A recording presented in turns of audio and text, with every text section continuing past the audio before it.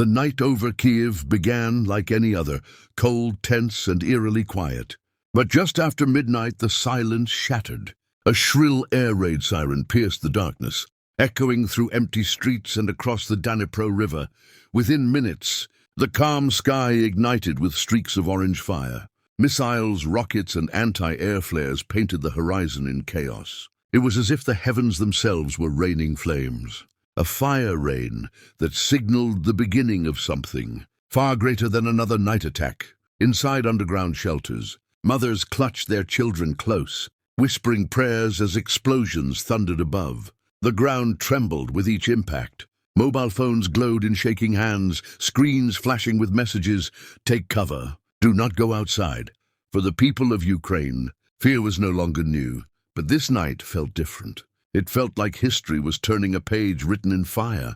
Deep beneath Kyiv, in a reinforced command bunker, President Volodymyr Zelensky stood surrounded by his top military advisors. The air was thick with tension. Dozens of monitors displayed live feeds, drones circling over border zones, satellite images of Russian positions, and encrypted messages flashing green and red. The counter-operation had been months in the making. Its name, Fire Rain.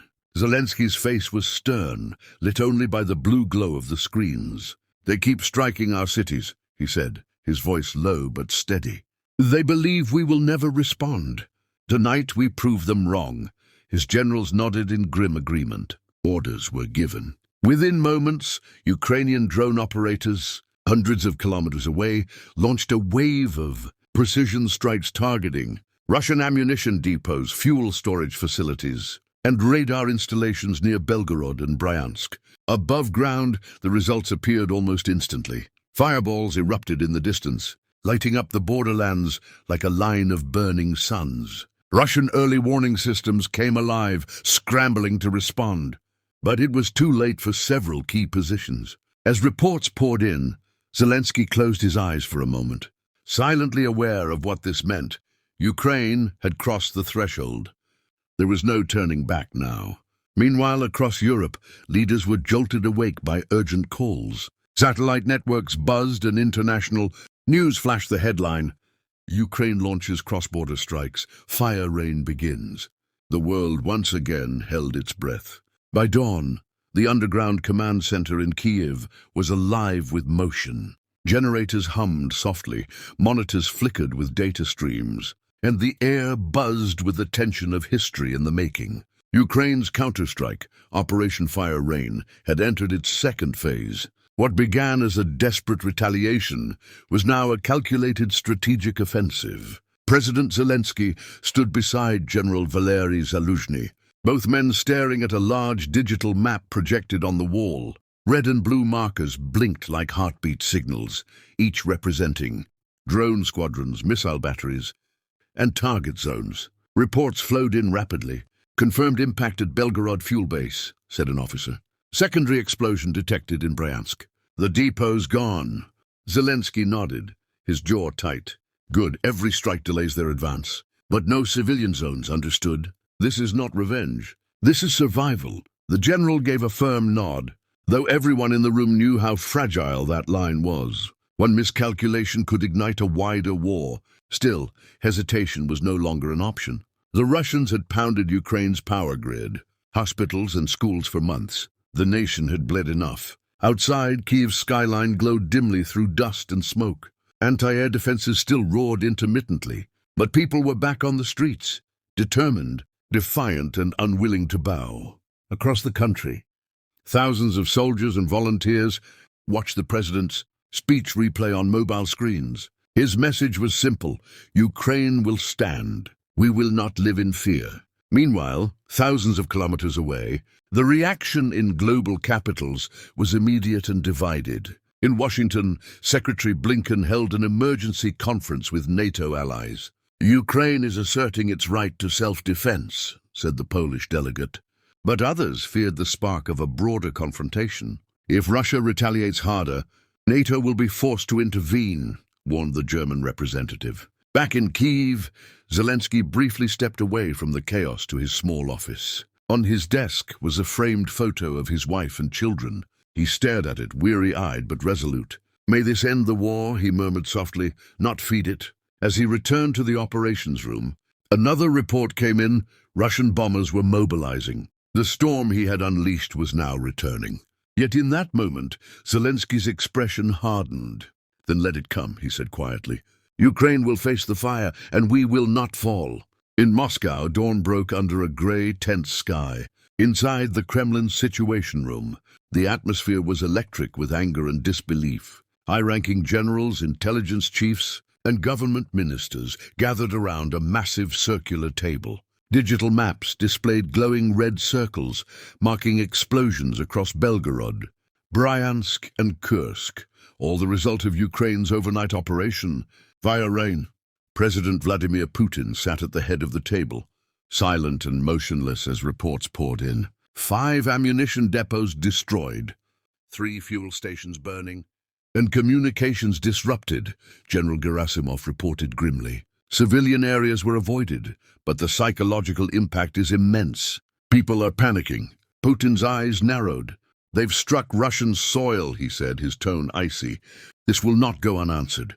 The decision came quickly. Within hours, Russia launched a massive retaliatory assault. Dozens of strategic bombers took off from bases in Kaluga and Engulf, their engines roaring into the cold morning air. Hypersonic missiles were loaded. Targets: Kharkiv, Dnipro, and Kyiv. The order was simple: remind them who holds the power of fire.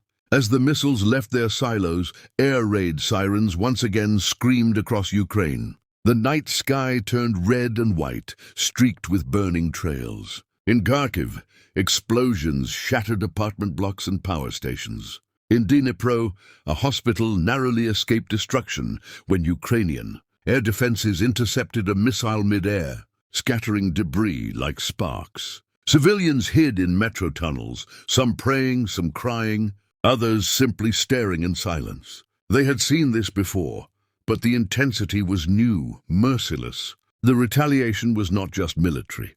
It was psychological warfare. Meanwhile, international reaction exploded. The United Nations called for an emergency Security Council meeting. European leaders urged restraint, while NATO placed rapid response units on high alert. China and India issued cautious statements, calling for peace talks. But behind diplomatic words, the world knew the war had entered a new phase. Back in Moscow, Putin watched live satellite feeds of the bombardments. "Let them feel fear," he murmured. Yet even his generals sensed unease. Ukraine had proven capable of striking deep inside Russia. By midnight, both nations were engulfed in fire. Cities glowed on satellite maps like embers in the dark. The line between offense and defense had vanished. And now, the war was a storm neither side could stop.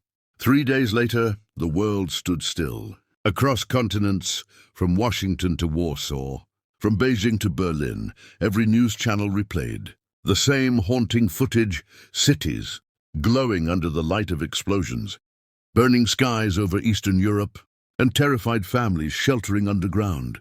Operation Fire Rain had transformed from a regional counterstrike into a global crisis. At the United Nations headquarters in New York, diplomats and ambassadors gathered for an emergency session. The Security Council chamber buzzed with urgent voices and clashing arguments. Ukraine's actions were defensive, declared the British representative.